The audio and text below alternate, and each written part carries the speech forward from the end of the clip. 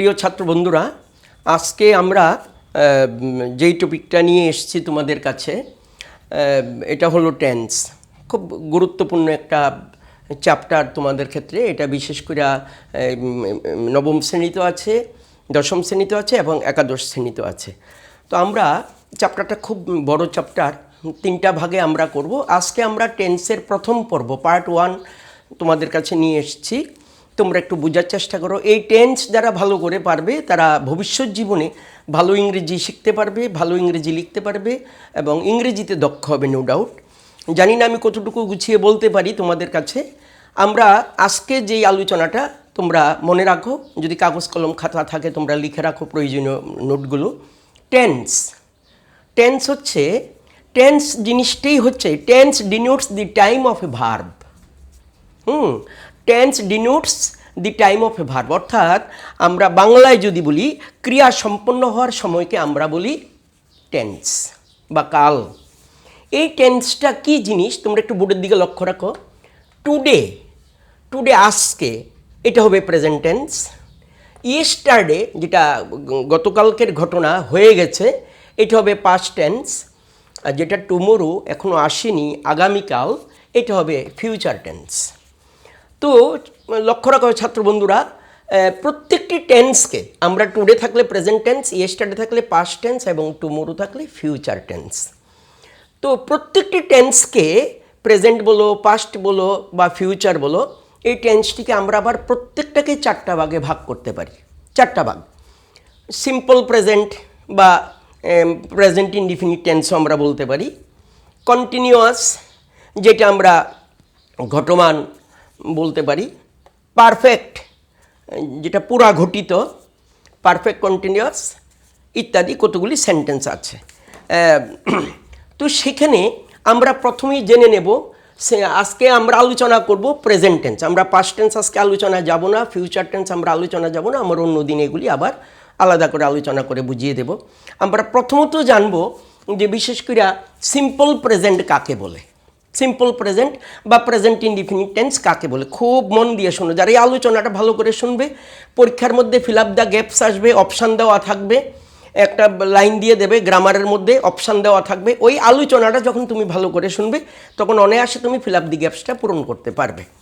আমরা বলবো present indefinite টেন্সটা কি, বাংলাতেই বলছি শোনো। মানে আমরা কোনো কাজ বর্তমান সময়ে হয়, ঠিক আছে, কোনো কাজ বর্তমান সময় হয় বুঝালে, এবং যা কখনই শেষ হবে, এই কাজটা কখন শেষ হবে যদি এরকম কোনো নির্দেশ না থাকে, তবে তাকে বলা হয় সিম্পল প্রেজেন্ট বা প্রেজেন্ট ইনডিফিনিট টেন্স। ঠিক আছে, তো আমরা একটা উদাহরণ দিয়ে যদি এখানে বুঝাবার চেষ্টা করি, আমরা যদি একটা উদাহরণ দিয়ে বুঝাবার চেষ্টা করি তাহলে দেখো, হ্যাঁ, যে কাজটা বর্তমানে হচ্ছে কিন্তু কখন শেষ হবে বা এরকম কোনো নির্দেশ থাকে না, তাকে বলা হয় প্রেজেন্ট ইনডিফিনিট টেন্স। আমরা এখানে একটা উদাহরণ দিতে পারি, হি ইটস রাইস। সে ভাত খাচ্ছে, সে ভাত খাচ্ছে। দেখো, কিন্তু ভাত খাওয়াটা কখন শেষ হবে এরকম কিন্তু টেন্সটার মধ্যে কোনো উল্লেখ নেই। এই কারণে এটা প্রেজেন্ট ইনডিফিনিট টেন্স অথবা সিম্পল প্রেজেন্ট টেন্স। এবার কন্টিনিউয়াস টেন্সের আলোচনাটা আমরা বলবো, এটা কি, what is present continuous tense. Present continuous tense হচ্ছে বিশেষ করে বর্তমান সময়ে কোনো কাজ চলছে, ঠিক আছে, বর্তমান সময়ে কোনো কাজ চলছে বুঝালে বা অদূর ভবিষ্যতেও চলবে এরকম যদি বুঝায় তাহলে ভার্বের যে টেন্স হয় এটাকে প্রেজেন্ট কন্টিনিউয়াস টেন্স আমরা বলতে পারি। যেমন একটা উদাহরণ হিসাবে আমরা বলবো, হি ইজ ইটিং রাইস। তবে একটু তোমাদেরকে বলে দেই, বিশেষ করে কন্টিনিউয়াস টেন্সের যে স্ট্রাকচারটা, কন্টিনিউয়াস টেন্সের যে স্ট্রাকচারটা হবে, প্রথমে সাবজেক্ট প্লাস এভি মানে অক্সিলিয়ারি ভার্ব প্লাস পিভি, সাথে আইএনজি হবে, মূল ভার্বের সাথে আইএনজি হবে, এরপরে প্লাস এক্সটেনশন মানে সেন্টেন্সের আলাদা অংশ। তদ্রূপ এইটাও, এই সিম্পল যে প্রেজেন্ট টেন্সটা বলেছিলাম, এইটারও আগে সাবজেক্ট বসবে, তারপরে ভার্ব বসবে, ফাইনিট ভার্ব বসবে, তারপরে অবজেক্ট বা সেন্টেন্সের এক্সটেনশন। আর কন্টিনিউয়াস টেন্স গঠন করতে সবসময় মনে রাখবে, আগে সাবজেক্ট বসবে, তারপর অক্সিলিয়ারি ভার্ব বসবে। অক্সিলিয়ারি ভার্বগুলি কী কী তাও বলে দেই, হয় এম বসবে, নয় ইজ বসবে, নতুবা আর বসবে।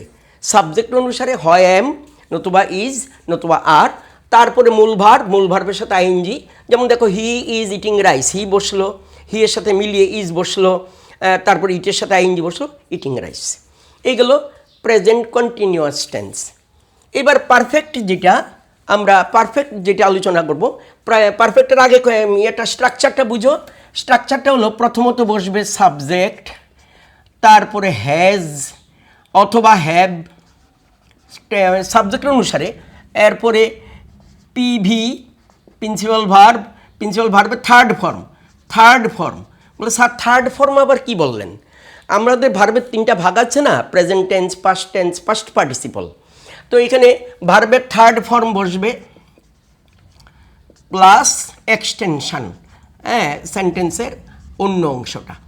নিয়মগুলি যত ভালো করে মনে রাখতে পারবে, যেমন এখানে পরীক্ষার মধ্যে হি ইজ ইটিং রাইস দিল, তো ব্র্যাকেটে অপশান দিয়ে দিল, আর দিয়ে দিল, এম দিয়ে দিল, ইজ দিয়ে দিল, তাহলে ওই সাবজেক্ট অনুসারে যে ভার্বটা বসবে ওই ভার্বটা বসিয়ে পরীক্ষার মধ্যে শূন্যস্থান পূরণ করার জন্য নির্দেশ দেওয়া থাকে। তো এখানে আমরা পারফেক্টার সাবজেক্ট অথবা হ্যাজ অথবা হ্যাভ অথবা পিবির থার্ড ফর্ম প্লাস এক্সটেনশন। এর সাথে সাথে একটা উদাহরণ দেখো, আই হ্যাভ ইটেন রাইস, এখানে ওই আই এর সাথে হ্যাভ বসলো। যদি হি থাকতো, সি থাকতো, থার্ড পারসন সিঙ্গুলার নাম্বার থাকতো, তাহলে তুমি অবশ্যই হ্যাজ বসাতে। তো এখানে সাবজেক্টটা অনুসারে তুমি হ্যাজ অথবা হ্যাভ বসাবে। ভার্বের থার্ড ফর্ম, ইটের থার্ড ফর্ম হলো ইটেন বসলো, রাইস। এখন তোমার পরীক্ষার অপশান দিয়ে দেবে, এখানে পরীক্ষার হয়তো এখানে গ্যাপটা দিয়ে পরীক্ষার অপশান দেবে, হ্যাড দেবে, হ্যাজ দেবে, হ্যাভ দেবে। কিংবা এখানে এই ইটেনের মধ্যে যদি অপশান দেয় তাহলে এখানে ইট দেবে, ইটেন দেবে। তাহলে তোমার মনে রাখতে হবে যে প্রেজেন্ট পারফেক্ট টেন্সে সাবজেক্টের পরে আমাদের হ্যাজ অথবা হ্যাভ বসাতে হয়, তারপরে মূল ভার্বের পাস্ট পার্টিসিপল বসাতে হয়, তারপরে সেন্টেন্সটা এইভাবে করতে হয়। এটি হলো প্রেজেন্ট পারফেক্ট টেন্স। এবার আমরা আসবো পারফেক্ট কন্টিনিউয়াস টেন্সে। তাহলে আবার একটু সংজ্ঞাটা আমরা একটু জানা দরকার, একটু রপ্ত করা দরকার। কোনো কাজ পূর্বে আরম্ভ হয়েছে, অনেক আগে আরম্ভ হয়েছে এবং বর্তমান সময়ে চলছে, এবং কখন শেষ হবে আবার এইটাও বলা যায় না। এই ঘটনাগুলি হলো প্রেজেন্ট পারফেক্ট কন্টিনিউয়াস টেন্স। যেমন আমি যদি উদাহরণ হিসাবে বলি, আমি রমেশ স্কুলে এত বৎসর যাবৎ পড়িয়া আসিতেছি, অনেক আগের থেকে শুরু হলো। তাহলে এটার উদাহরণ, আগে স্ট্রাকচারটা দেখো। স্ট্রাকচারটা না দেখলে পারবে না। স্ট্রাকচারটা হলো তোমাদের ইংরেজি শেখার মেইন উপায় হলো স্ট্রাকচার। তাহলে এখানে প্রেজেন্ট পারফেক্ট কন্টিনিউয়াস টেন্সের স্ট্রাকচারটা কী হবে? প্রথম হবে সাবজেক্ট, তারপরে হ্যাজ বিন অথবা হ্যাভ বিন, এরপরে পিভি প্রিন্সিপাল ভার্ব, সাথে আইএনজি, এরপরে প্লাস এক্সটেনশন সেন্টেন্সের বাকি অংশ। তাহলে মনে করো আমি রমেশ স্কুলে 1970 সন থেকে, আমি রমেশ স্কুলে 2015 সন থেকে পড়ে আসছি। তাহলে দেখো এইখানে সাবজেক্ট আই এর সাথে হ্যাভ বিন বসবে, খুব সোজা, এত কঠিন না। একটু টেন্সটা ভালো করে নিয়মগুলি আয়ত্ত করতে পারলেই সহজ হবে। আই হ্যাভ বিন, এবার পিভি দিতে হবে, এনে রিডের সাথে আইএনজি দাও। I have been reading in Ramesh school since 2015। এখন বলে স্যার সিন্স, আমরা তো অনেক সময় শুনেছি সিন্স আর ফর জিনিসটা কি? সিন্স আর ফর জিনিসটা কখন হয়, কি হয় না হয় আমি ক্লিয়ার বলে দিচ্ছি তোমাদেরকে। সিন্স কথাটা হবে if the period is mentioned. আমরা আসলে এই সেন্টেন্সটার মধ্যে একটু দেখো, আই হ্যাভ রিডিংটা দিই না, রিডিংটা দিয়ে স্টাডিং, আমি যেহেতু পড়াশোনা করছি স্টাডিংটা দিলেই সুন্দর হবে। আই হ্যাভ বিন স্টাডিং, স্টাডির থেকে স্টাডিং আসলে studying in Ramesh HSC school 2015। তাহলে আমি যে কথাটা বলছিলাম এখানে সিন্স, অনেক ক্ষেত্রে ফরও বসে, সিন্সও বসে, একদম সহজ। সিন্স কথাটা হয় if the period is mentioned. এখানে পিরিয়ডটা উল্লেখ করা আছে, যদি নির্দিষ্ট পিরিয়ডটা উল্লেখ করা থাকে তাহলে সিন্স বসবে। আর ফর কথাটা বসে সবসময় মনে রাখবে, if the duration of time is specified. ডিউরেশনটা যদি মানে বিশেষ করে উল্লেখ না থাকে, যেমন সে 7 দিন যাবৎ, আজ 7 দিন যাবৎ বৃষ্টি হচ্ছে, ইট has been raining for 7 days, তাহলে ফর কথাটা অনির্দিষ্ট অর্থে বসে, সিন্স কথাটা যদি পিরিয়ডটা মেনশনড করা থাকে, if the period is mentioned, তাহলে এখানে সিন্স বসবে। তবে এইবার আমরা প্রত্যেকটি টেন্স আলোচনা করলাম, তবে এইবার একটা কতগুলি বিশেষ বিশেষ ক্ষেত্রে আমরা কখন এই কথাগুলি মনে রাখবো, তোমরা একটু মনে রাখো। আমি খুব ধীরে ধীরে বলছি, এই কথাটি যতক্ষণ মনে রাখতে পারবে ততক্ষণেই আজকের প্রেজেন্ট টেন্সের যে 4টা ভাগ তোমরা ভালো করে বুঝবে। আমরা প্রথমত আলোচনা করব বিশেষ করে কোন কোন ক্ষেত্রে প্রেজেন্ট ইনডিফিনিট টেন্স হয়।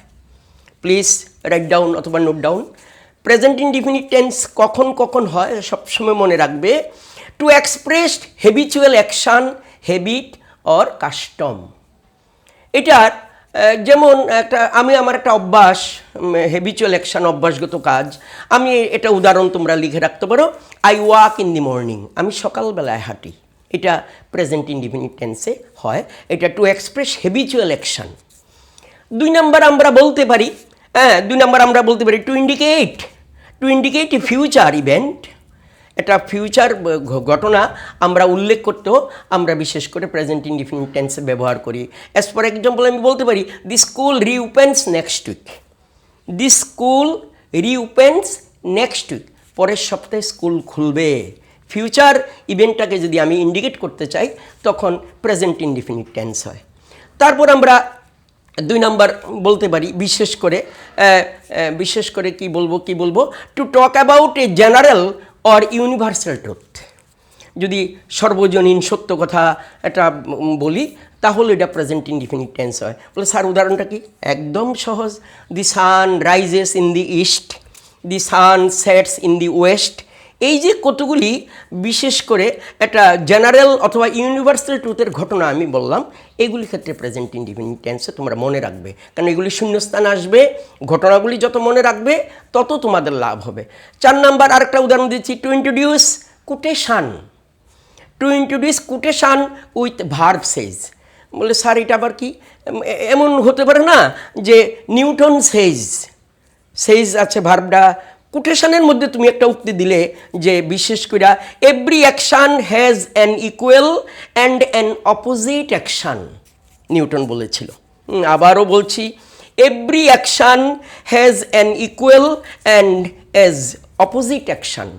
প্রত্যেকটা কাজকর্মেরই বিপরীত ক্রিয়া আছে।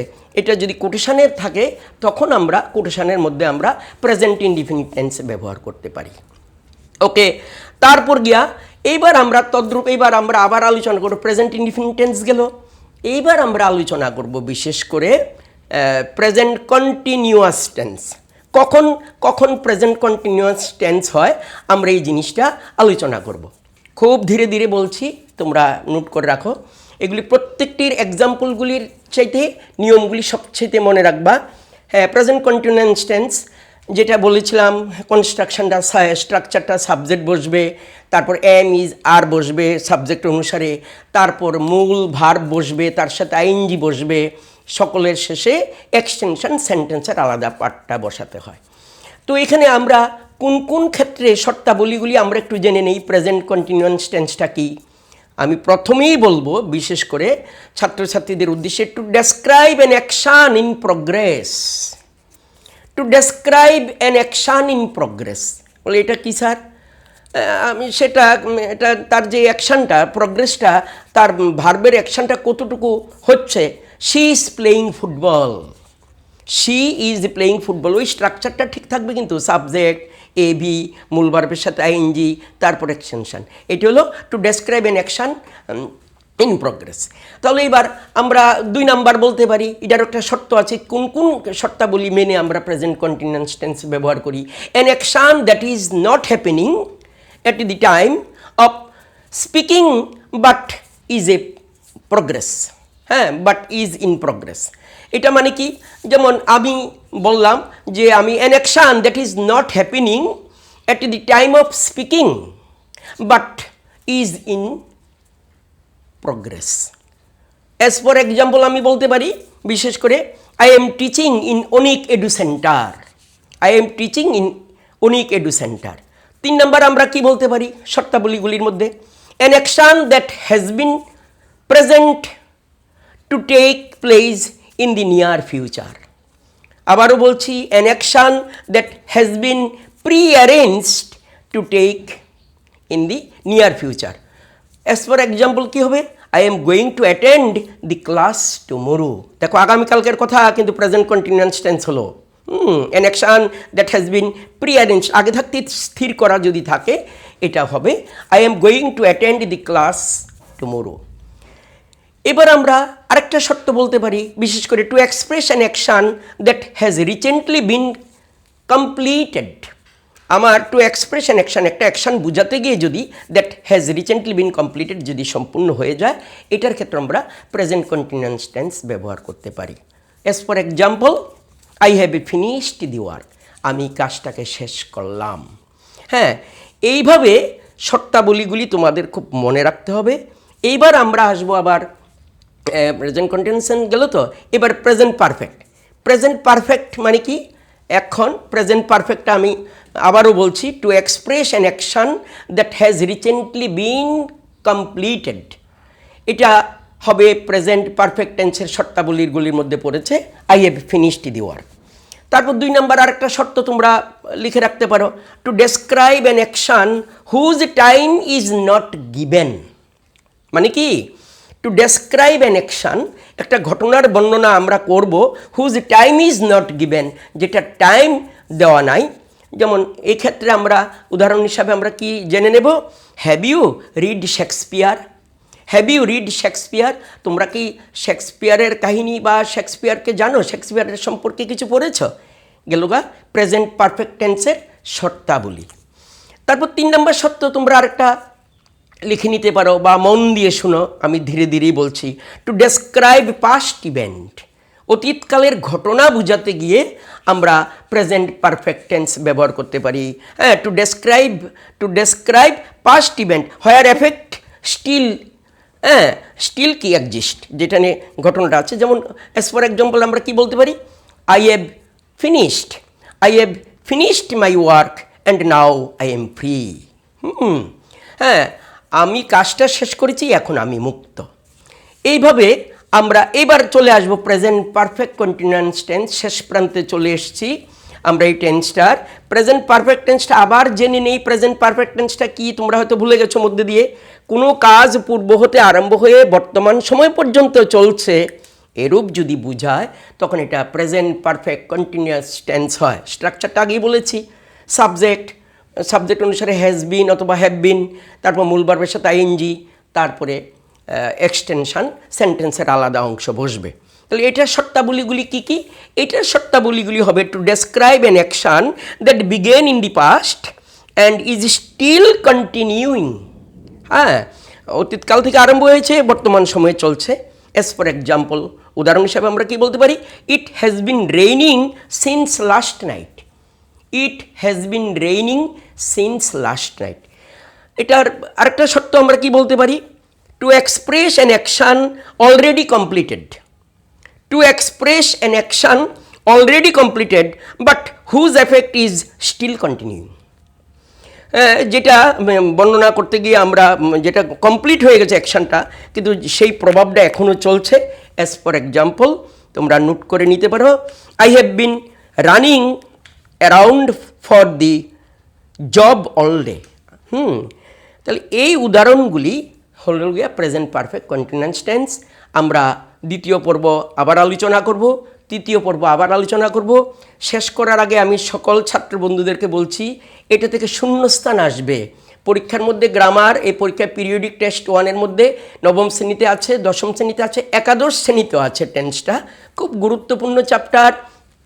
যখন শূন্যস্থান আসবে তখন এই নিয়মগুলি মনে রাখবে, রেখে শূন্যস্থান অপশান দেওয়া থাকবে, অপশানগুলি থেকে তুমি বেছে শূন্যস্থানটার মধ্যে ওই অপশান যেটা কারেক্ট অপশান এটা তুমি বসাবে।